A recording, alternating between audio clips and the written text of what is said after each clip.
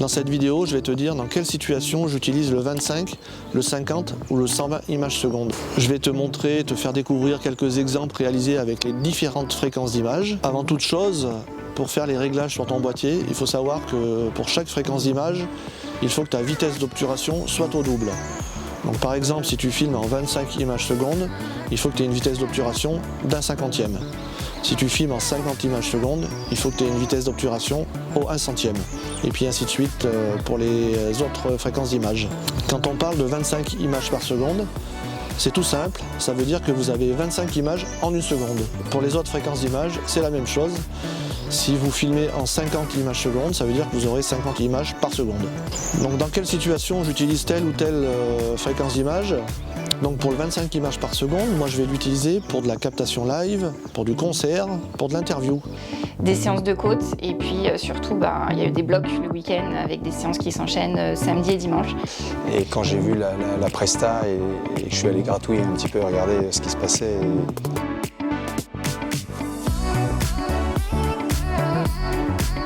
Je me présente, je m'appelle Nicolas Denec, je suis la personne qui vous accueille au sein du centre auditif. Et après, voilà, faut quand même se farcir le puits d'eau, monter, descendre.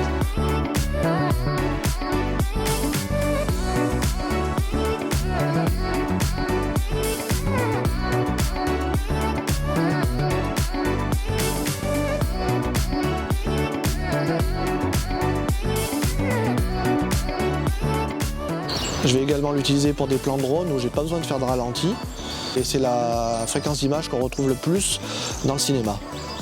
La deuxième fréquence d'image que j'utilise, et c'est celle que j'utilise le plus, c'est le 50 images par seconde. Donc cette fréquence, je vais l'utiliser pour du mariage, pour du sport, et ça va me permettre de pouvoir faire du ralenti x2 au montage.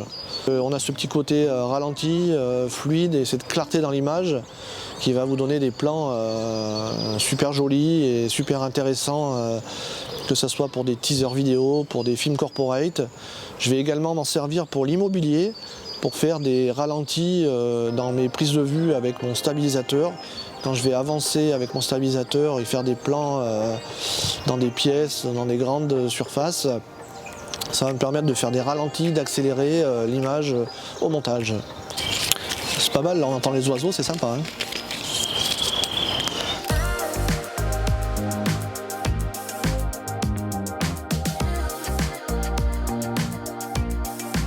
Et la dernière fréquence d'image que je vais utiliser, ça va être le 120 images par seconde. Alors celle-ci, je vais l'utiliser à petite échelle parce que les fichiers sont très gourmands et je vais l'utiliser sur du sport pour montrer un petit peu l'effort, sur du mariage pour montrer un petit peu des lancers de bouquets et donner ce côté vraiment super sympa et super joli à l'image. Donc j'en abuse pas parce que les fichiers sont assez énormes.